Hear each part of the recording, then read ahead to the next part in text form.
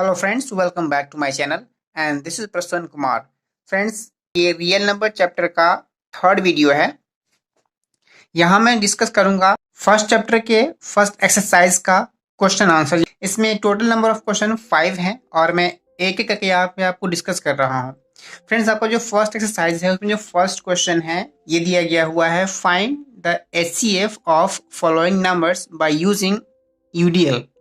यहाँ पे आपको यूडीएल इस्तेमाल करना है, मतलब यूक्लिड्स डिवीजन लेमा इस्तेमाल करके आपको फाइंड आउट करना है एचसीएफ। इसके लिए हमने क्या करा है, हमने यहाँ पर एक रफ काम कर लिया है साइड में। आप भी ये कर सकते हैं, ऐसा कर लेने से काम आसान हो जाता है। क्लियर है? तो यहाँ पर हमारे पास दो नंबर है 135 एंड 225। जो बड़ा नंबर है उसे हम ए एज्यूम कर लेते हैं और छोटे वाले को बी एज्यूम कर लेंगे। तो हमने यहाँ पे एज्यूम करा है, let A is equal to 225 and B is equal to 135। जो यूडीएल का एक्सप्रेशन है ये कहता है A is equal to B into Q plus R, जहां पर आर रिमाइंडर है और क्यू क्वोशेंट है। कंडीशन ये दिया गया हुआ है कि जो आर की जो वैल्यू होगी वो हमेशा 0 और बी के बीच में लाई करेगी। आर इज इक्वल टू 0 और greater than equal to 0 where r is equal to less than b.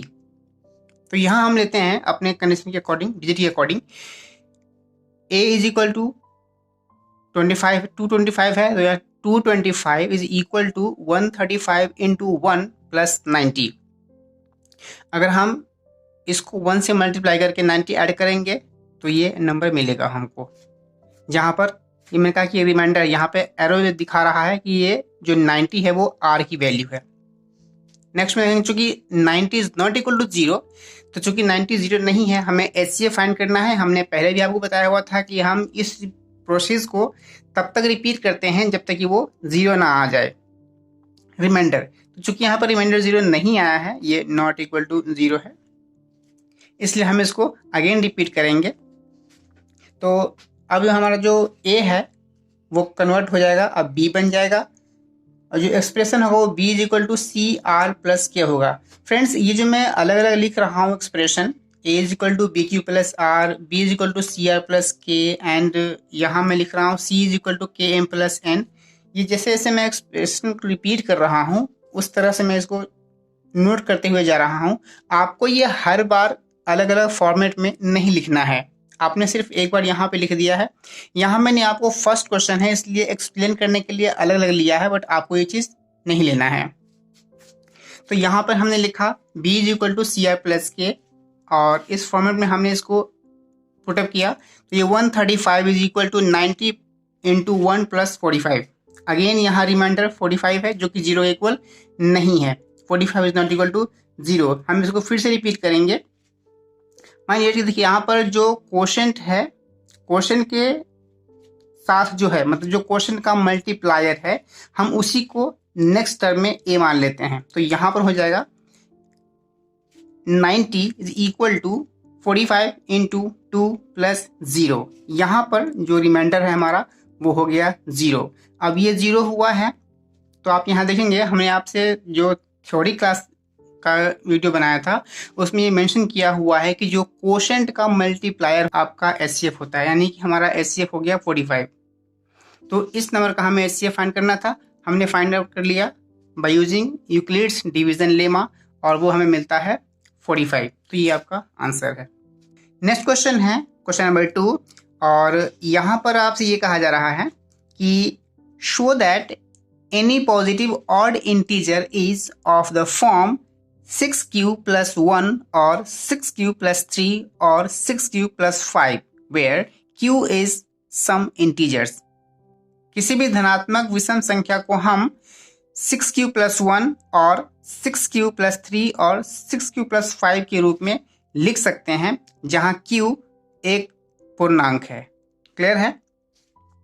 तो ये जो क्वेश्चन है हम इसको बनाएंगे बिल्कुल उसी तरीके से जैसे हम बाकी क्वेश्चन बनाते आए हैं और जो हमने थ्योरी में पढ़ा हुआ था। हम यहाँ क्या करते हैं, let a is any odd positive integer. Clear है? कोई एक पॉजिटिव इंटीजर a है जो हमने एज्यूम कर लिया है, और b इज इक्वल टू 6 है। देखिए यहाँ पर हम एज्यूम कर रहे हैं ये b का वैल्यू 6 ही क्यों है, हमने यहाँ पर 2, 5, 9 क्यों नहीं लिया।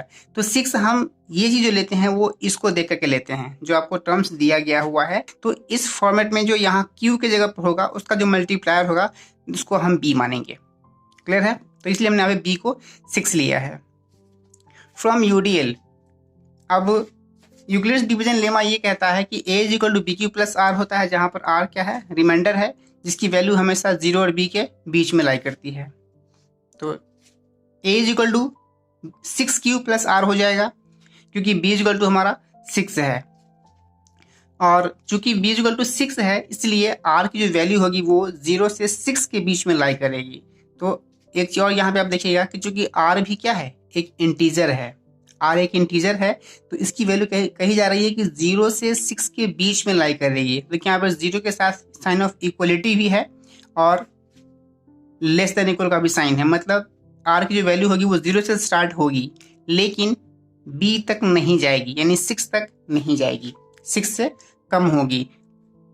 तो चूंकि 6 से कम 5.5, 6.25, 5.25 भी होता है, लेकिन चूंकि वो हमें इंटीजर लेना है इसलिए हम यहाँ पर सिर्फ 5 ही ले सकते हैं, उसके ऊपर कोई भी नंबर हम नहीं लेंगे। क्लियर है? अब आप यहाँ पर देखते हैं कि r की जो वैल्यूज होगी, आप यहाँ पर देख सकते हैं कि r का जो वैल्यू होगा वो 0, 1, 2 इस तरह से 5 तक जाएगा। क्लियर है? तो r इज इक्वल टू 0 हो उस केस में a का वैल्यू कितना हो जाएगा, 6q। हम यहीं पर पुटअप करेंगे, ये जो वैल्यू दिख रहा है यहाँ पर हम पुटअप कर रहे हैं सारे वैल्यूज को। अगर r इज इक्वल टू 0 है मतलब ये टर्म खत्म हो गया, तो हमारे पास बचता है 6q, ये रहा, और इस 6q को हम लिख सकते हैं 2 × 3q। अगर r इज इक्वल टू 1 होगा तो हम लिख सकते हैं a is equal to 6q plus 1, जो भी r का वैल्यू है वो इसमें हम ऐड करते जा रहे हैं, बाकी कुछ भी नहीं है।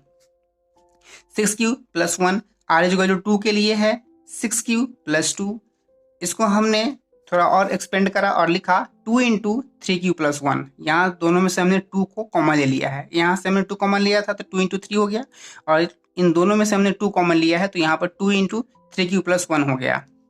और r इज इक्वल टू 3 के लिए है 6q प्लस 3, और यहाँ r इज इक्वल टू 4 के लिए होगा a is equal to 6q plus 4। यहाँ को भी इस टर्म्स को भी हमने एक्सपेंड करा है और 2 को बाहर निकाल लिया है कॉमन करके।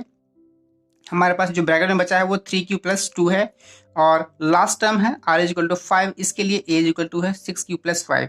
क्लियर है? हम ऑड इंटीजर की बात कर रहे हैं, तो यहाँ पर हम देख रहे हैं कि 2 × 3q, देखिए ये टर्म और ये टर्म और ये टर्म हम यहाँ से रिमूव कर देंगे, मतलब ये हमारे क्वेश्चन के आंसर का पार्ट नहीं होगा। नहीं क्यों होगा? क्योंकि हमें वहाँ पर ऑड नंबर कहा गया हुआ है और ये तीनों ही इवन नंबर है। Even in the sense, even क्यों है ये? क्योंकि यहाँ पर इसमें और इसमें तीनों नंबर में 2 से हम आसानी से डिवाइड कर रहे हैं। ये 2 से कैंसिल हो रहा है, ये 2 से कैंसिल हो रहा है, और ये भी 2 से कैंसिल हो रहा है। तो ये तीनों ही नंबर क्या है, इवन है, इसलिए ये हमारे क्वेश्चन का पार्ट नहीं है। क्लियर है? आइए आगे देखते हैं।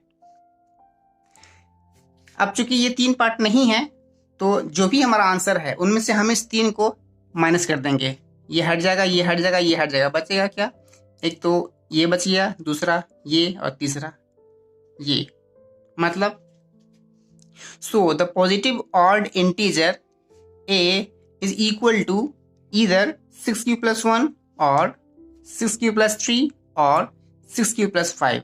यही हमें दिखाना था, जो कि हमने दिखा दिया। यहाँ तक क्लियर है? आइए चलते हैं नेक्स्ट क्वेश्चन की तरफ। तो फ्रेंड्स यहाँ हम देख रहे हैं क्वेश्चन नंबर 3 है, जो कि थोड़ा देखने में बड़ा है। ये कह रहा है an army contingent of 616 members is to march behind an army band of 32 members in a parade.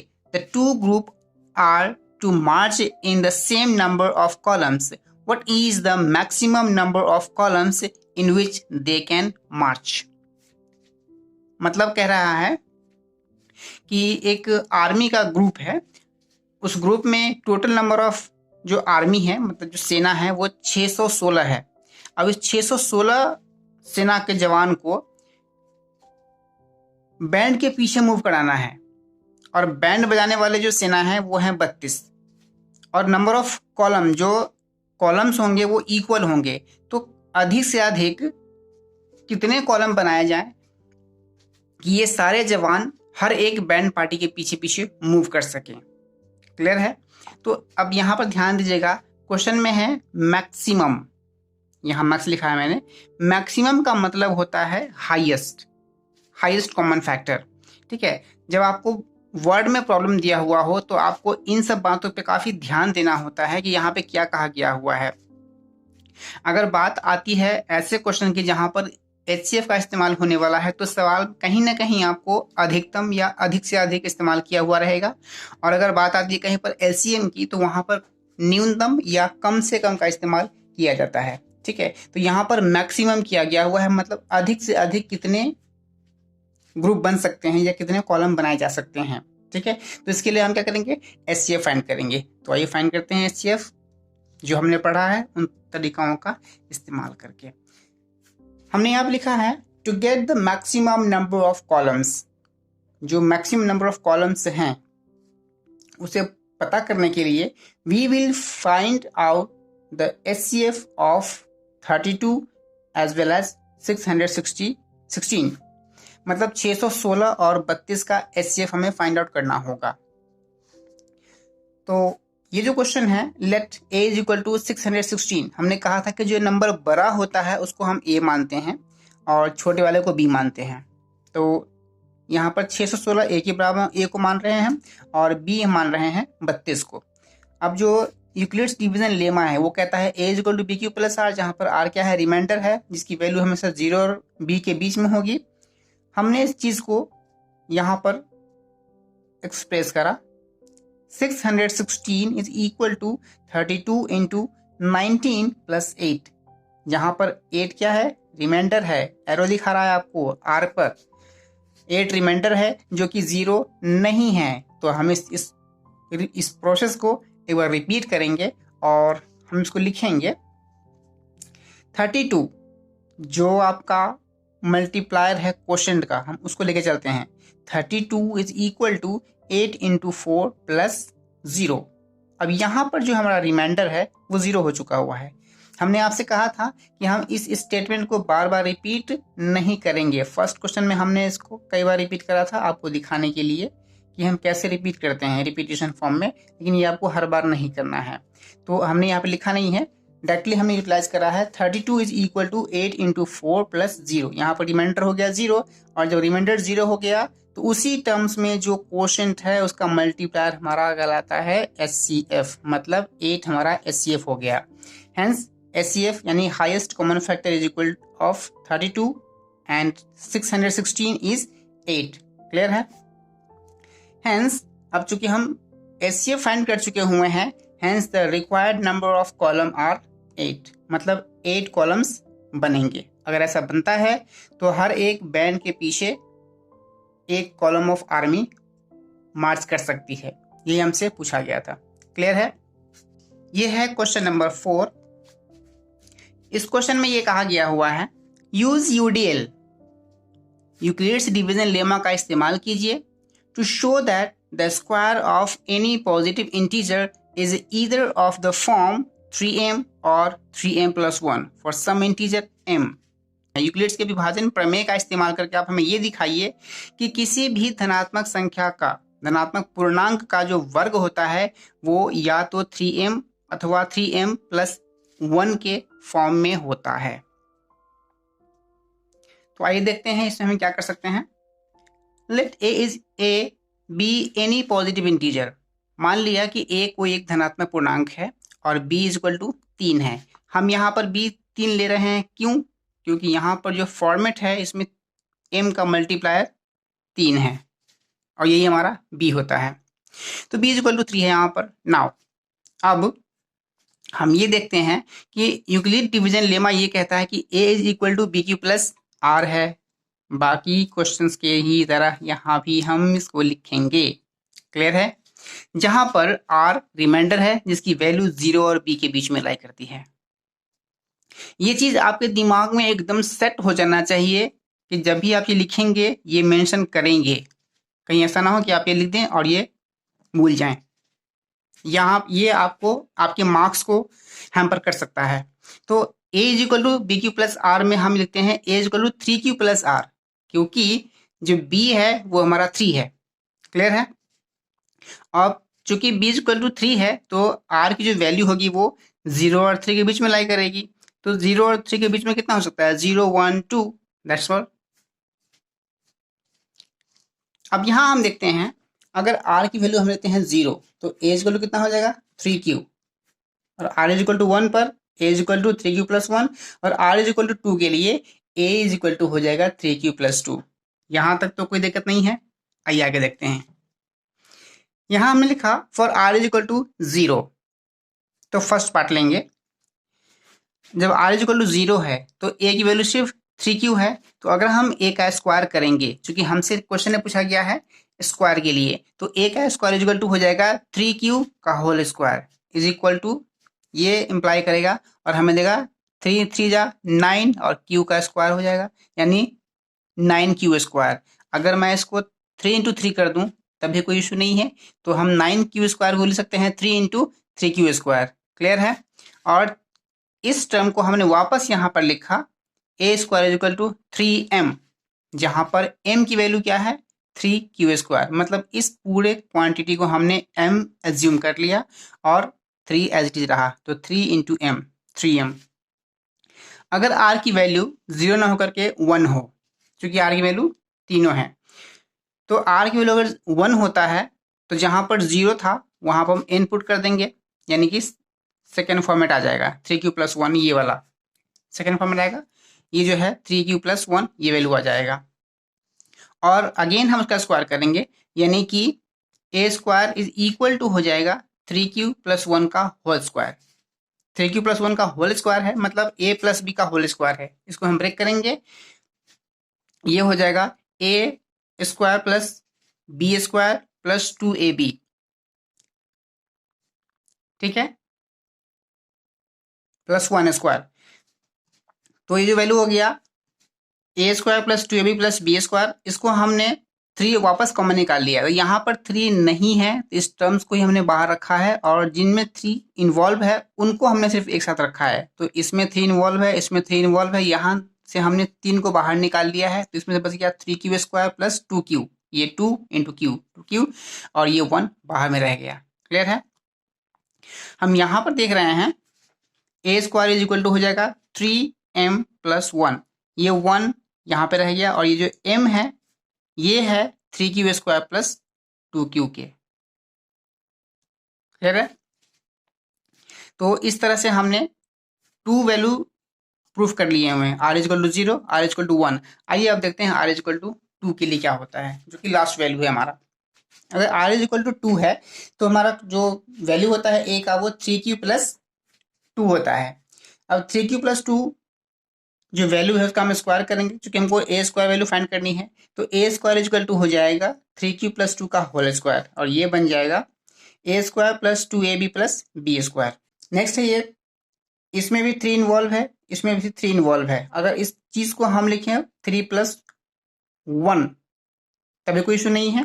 तो 3 टर्म्स ऐसे होंगे जिसमें 3 इन्वॉल्व होगा। अब उनमें से हम 3 को बाहर निकालेंगे, तो हमने यहाँ पर निकाला 3 इंटू में 3q square plus 4q plus 3। अब इन दोनों में से 3 बाहर निकला हुआ है और ये 3 अकेला है, तो ये अब ये दोनों को हम मिला दिए, तो 3 into 3q square plus 4q plus 1 और प्लस में 1। अब इस पूरे को हम m एज्यूम कर लेते हैं, तो हमारा जो फॉर्मेट बनता है वो a square is equal to 3m plus 1 हो जाएगा, जहां m की वैल्यू क्या हो जाएगी 3q square plus 4q plus 1। ये पूरा m है हमारा, तो ये हमें फॉर्मेट दिखाना था।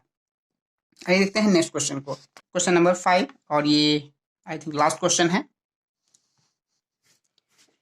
फ्रेंड्स, इस क्वेश्चन में कहा गया हुआ है कि use Euclid's division lemma to show that the cube of any positive integer is of the form 9m और 9m प्लस 1 और 9m प्लस 8। मतलब यूक्लिड्स डिवीजन लेमा का इस्तेमाल करके आप ये दिखाइए कि किसी भी पॉजिटिव इंटीजर मतलब धनात्मक पूर्णांक का जो घन होता है वो या तो 9m के रूप में होगा या 9m+1 के रूप में होगा या 9m+8 के रूप में होगा। क्लियर है? आइए देखते हैं इसमें हम क्या कर सकते हैं। फ्रेंड्स, जैसे हमने बाकी क्वेश्चन बनाए हैं सेम प्रोसीजर हम यहाँ फॉलो करेंगे। Let a is any positive integer and b is equal to 9। Again हमने यहाँ पे 9 इसलिए एज्यूम करा है क्योंकि जो हमारा क्वेश्चन है वो इस फॉर्मेट में है, यानी कि जो b का मल्टीप्लायर है वो 9 है। क्लियर है? तो यूक्लिड्स डिवीजन लेमा ये कहता है कि a is equal to b q plus r, जहाँ r रिमाइंडर है जिसकी वैल्यू हमेशा 0 और b के बीच में होती है। तो यहाँ पर जो हमने क्वेश्चन एज्यूम कर रहे हैं उसमें a इज इक्वल टू है 9q प्लस r और यहाँ पर q का जो मल्टीप्लायर है वो 9 है। मतलब r की जो वैल्यू होगी वो 0 से 9 के बीच में लाई करेगी, मतलब 0 1 2 3 4 इस तरह से 8 तक जाएगी वैल्यू। तो हम यहाँ देख रहे हैं r के अलग अलग वैल्यूज के लिए हमें a का वैल्यू फाइंड करना होगा सबसे पहले। तो अगर r की वैल्यू 0 है तो उस केस में a का वैल्यू कितना हो जाएगा, यहाँ पर टर्मिनेट हो जाएगा, ये टर्म खत्म हो जाएगा और जो रेस्ट है वो बचेगा 9q, यानी कि a इक्वल टू हो गया 9q।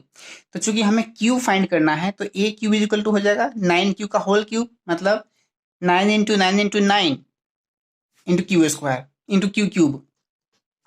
तो ये हो जाएगा 729 q cube is equal to, अब देखिए यहाँ से हम अगर 9, इसमें 9 3 टाइम्स है, एक 9 को हमने बाहर एक्सट्रैक्ट कर लिया और जो रेस्ट है वो अंदर में रह गया। तो इसको हम 9 इंटू एम लिख सकते हैं और ये m के इक्वल में हो जाएगा। तो a cube is equal to हो जाएगा 9m, जहाँ पर m की वैल्यू होगी 81 क्यू क्यूब। क्लियर है? आइए आगे देखते हैं। अगर r की वैल्यू है 1, अगर r की वैल्यू 1 है तो a इज इक्वल टू हो जाएगा 9q प्लस 1। हम यहाँ पर 1 पुट कर देंगे, 9q प्लस 1 हो जाएगा। 9q प्लस 1 के लिए हम क्या करते हैं, अगर हमें a का q फाइंड करना है तो हम बोथ साइड क्यूब करेंगे। तो यहाँ पे हमने a cube is equal to लिया 9q प्लस 1 का क्यूब।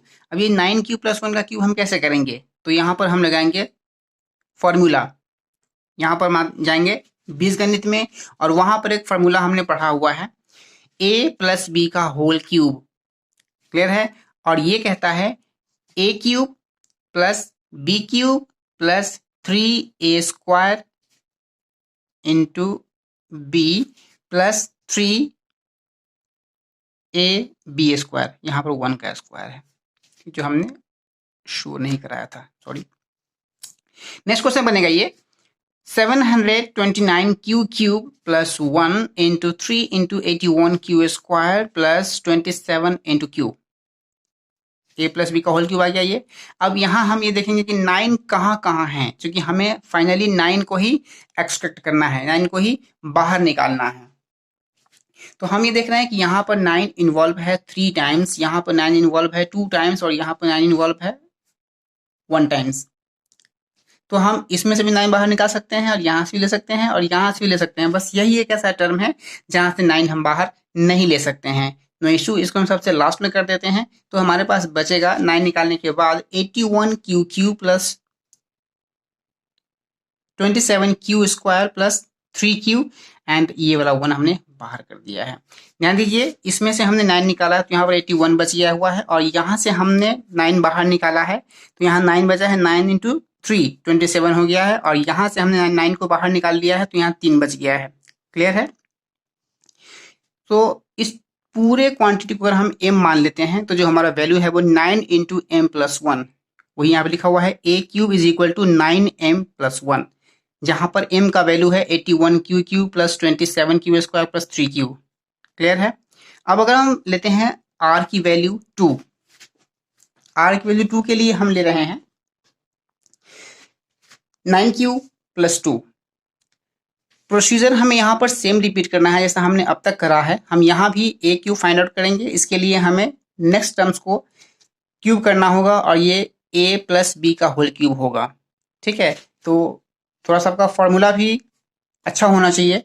अगर आप फॉर्मूला पर ग्रिप नहीं पकड़ेंगे तो इन जगहों पर कैलकुलेशन करने में थोड़ा सा आपको समय ज़्यादा लग सकता है, और संभव है कि अगर फॉर्मूला आपको याद ना हो तो समय लगाने के बावजूद भी आपका जो क्वेश्चन है वो गलत हो जाए। तो ये 9q cube plus 2q cube plus 2 cube, तो यहाँ पर जो हम इसको एक्सपेंड कर रहे हैं a प्लस बी का होल क्यूब है, 9q का होल क्यूब प्लस 2q का होल क्यूब 3, 9q का square into 2 plus 3 into 9q into 2 का होल स्क्वायर, यानी कि a q plus b q plus 3a square b plus 3ab square पे हमने इसको पुटअप कर दिया हुआ है। इनको सॉल्व करने के बाद हमें मिलता है 729q cube plus 8 plus 6 into 81q square plus 12 into 9q। इन सब में से जहां जहां 9 है हमें उनको बाहर निकाल करके रेस्ट को ब्रैकेट के अंदर डाल देना है। तो हमने 9 यहाँ से निकाल लिया, यहाँ से 9 निकल जाएगा, यहाँ से निकलेगा और यहाँ से निकलेगा। ये वो टर्म है जहाँ से 9 हम बाहर नहीं निकाल सकते हैं, नो इशू। हमने 9 को बाहर निकाल लिया, अंदर में लिखा 81q Q plus 54q square plus 12q plus 8। अब हम इस चीज को लिख सकते हैं 9m प्लस 8, जहां पर m की जो वैल्यू होगी वो 81q Q plus 54q square plus 12q। Clear है? तो फ्रेंड्स, इनमें कुछ क्वेश्चन रह रहे हैं जो आपको करने हैं। इसके अलावा कुछ क्वेश्चन मैंने फर्स्ट में भी आपको लीव करा दिए हैं। जो फर्स्ट क्वेश्चन था आपका, इसमें हमने एक क्वेश्चन सॉल्व कर लिए हैं और रेस्ट जो 2 क्वेश्चन है वो रह रहे हैं। आप उसको सेम तरीके से जैसे मैंने यहाँ पे करा हुआ है आप वहाँ करके देखिए। Thanks to watching, bye bye.